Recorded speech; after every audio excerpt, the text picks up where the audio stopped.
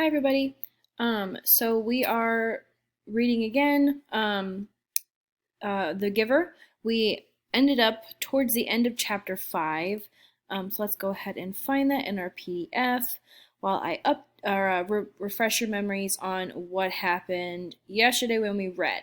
So we ended chapter 4 with Jonas talking to Larissa, the old lady that he was bathing in the house of the old. That girl Fiona was there, and his friend Asher.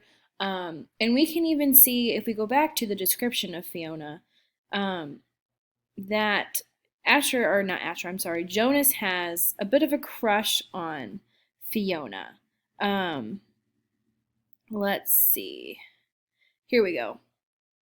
Jonas liked Fiona. She was a good student, quiet and polite, but she had a sense of fun as well, and it didn't surprise him that she was working with Asher today. So we don't get much of a description, but it's obvious he at least likes her as a friend, and then of course the events of what we read yesterday in chapter 5 kind of solidify that he definitely has a crush on her because he has that dream. And if you remember, the dream is about Jonas wanting to give Fiona a bath in the bathing room in the house of the old, right? In which obviously is just a callback to what he did that day with his volunteer hours. But as far as the dream itself and what it means, his family, his mom specifically, calls this the stirrings. And I told you yesterday that stirrings are those feelings of physical attraction towards another person. And we start getting those feelings when we go through puberty. And if you don't know what puberty is, it's what happens to your body as you get older. It's natural, it's normal. Again, we're going to accept this information with maturity and move forward, okay? So Jonas is going through puberty, which means that his hormones are all over the place. He is a boy, he is 13 or about to be 13, and I'm sure many of you can relate to the same thing, right? Girls is a little different for us, but not too much different. So anyway, Jonas has this dream.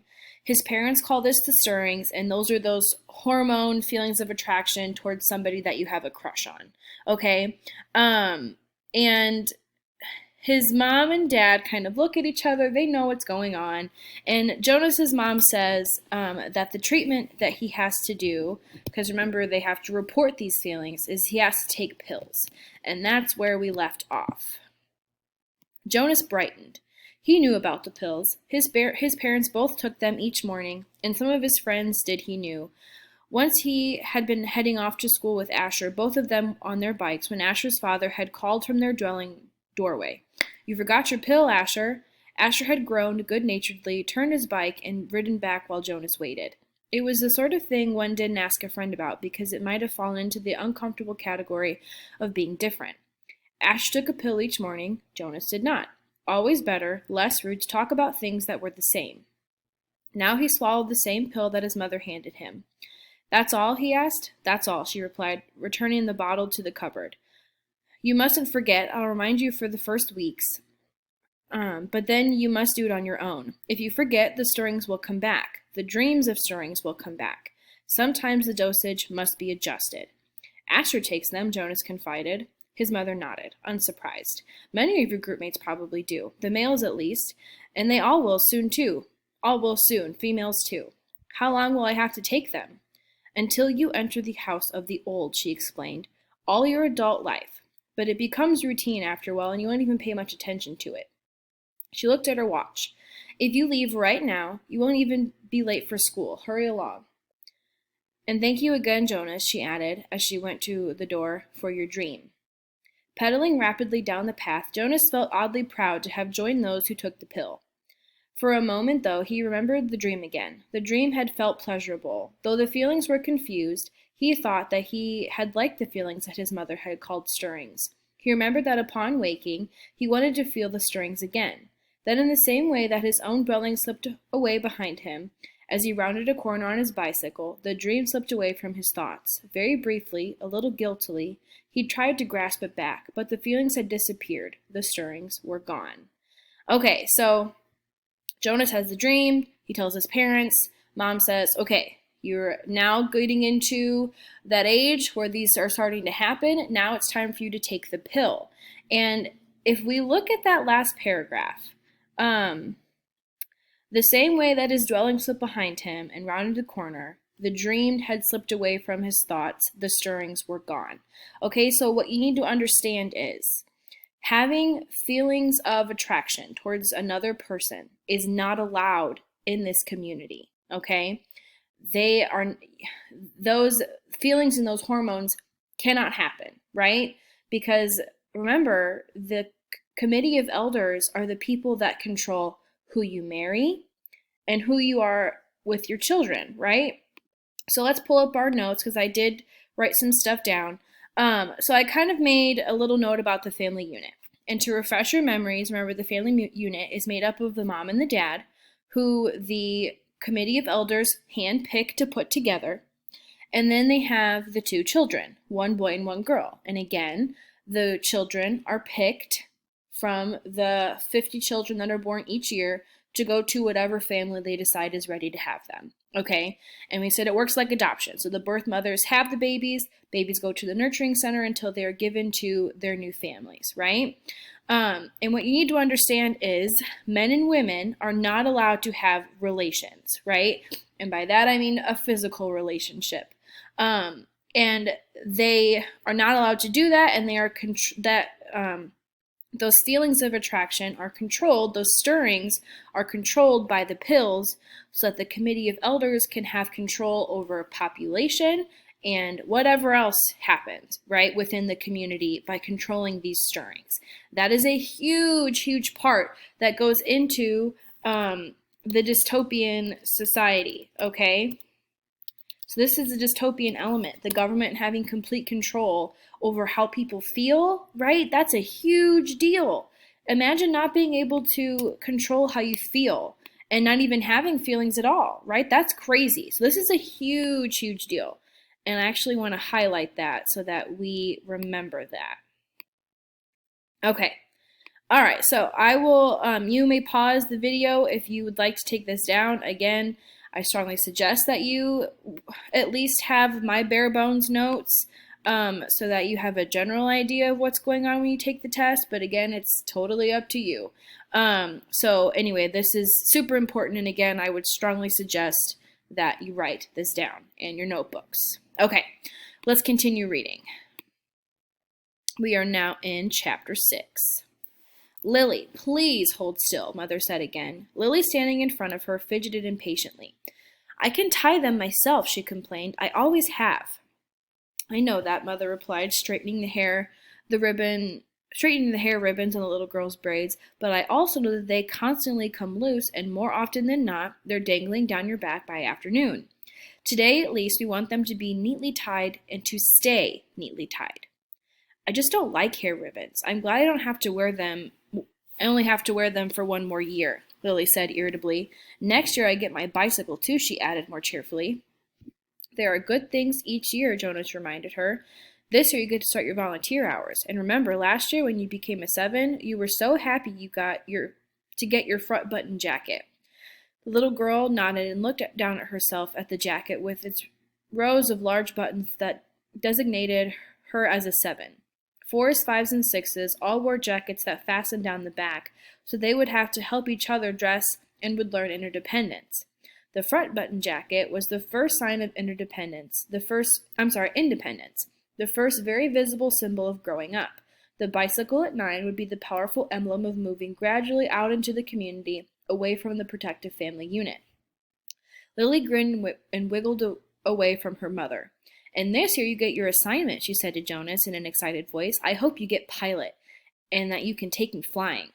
Sure I will, said Jonas, and I'll get a special little parachute that just fits you, and I'll take you up, maybe 20,000 feet and open the door and... Jonas, Mother warned. I was only joking, Jonas groaned. I don't want pilot anyway. If I get pilot, I'll put in an appeal. Come on, Mother said. She gave Lily's ribbons a final tug. Jonas, are you ready? Did you take your pill? I want to get a good seat in the auditorium. She prodded Lily to the front door and Jonas followed. It was the short ride to the auditorium. Lily waving to her friends from her seat on the back of Mother's bicycle, Jonas stowed his bicycle beside Mother's and made his way through the throng to find his group. The entire community attended the ceremony each year. For the parents, it meant 2 days holiday from work. They sat together in the huge hall. Children sat with their groups until they went one by one to the stage.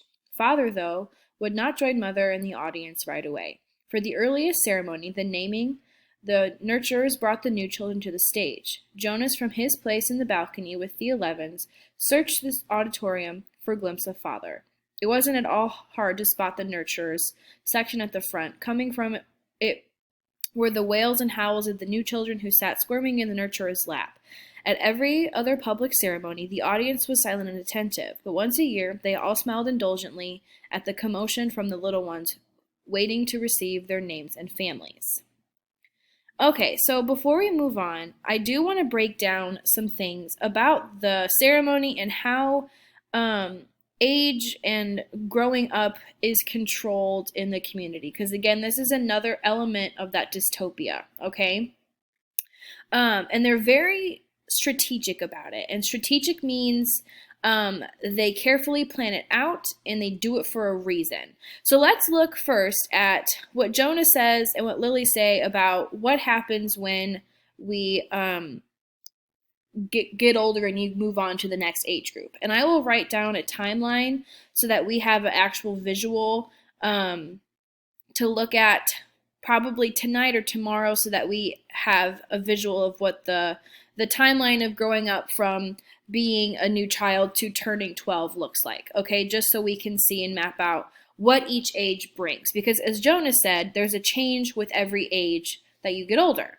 So for Lily, it talks about how excited she was when she turned 7 and got her front buttoned jacket. And that's a huge deal because he says before that, 4s, 5s, and 6s all had to wear jackets that buttoned in the back. And that taught them interdependence. And if you don't know what interdependence means, it means that you have to rely on other people to help you. And remember, this is the whole mentality of the community, right? We saw it with Jonas when he volunteered at the community center. I'm sorry, not the community center, the House of the Old, and all the other places that they have volunteered, right? Everybody helps everybody. That's how the community works. It doesn't run off of money. It runs off of everybody doing their job to help other people do what they have to do to get done, right? And this is where it all starts. At the age of 4, 5, and 6, learning how to work together and rely on other people to get to what you need to get done, okay? And in this case, it's getting dressed and buttoning a jacket, right? So they're really smart, the governing body in the community, for doing that. Because if they start at a young age, it's easier to get them to follow this idea of relying on one another and relying on the government, so that when they make new rules or have the rules enforced, there aren't any questions, right? Because remember, we need blind consent from all citizens in order for the dystopia to work, okay? We also learn some other little things about what it's like to grow up, and we'll get to that point again when I make that timeline, so that you can see and we'll map out together what happens with each age group. But now we know that it is officially the December ceremony, right? Mom, Lily, and Jonas are all heading to the big auditorium with everybody else in the community to participate in the ceremony, the December ceremony, right? And so we start with the new children, and then we work our way up all the way to the age of 12, okay? So soon we're going to figure out what Jonas's job is and what he's been assigned, and it's really exciting, so keep that in mind, okay? We are going to stop there for today. Again, I suggest that you go back to the part with the notes. Pause it, take down whatever you need to in your notebooks, and that way you have them and at least have a starting point for your notebooks so that you have something for the test. Thank you, guys.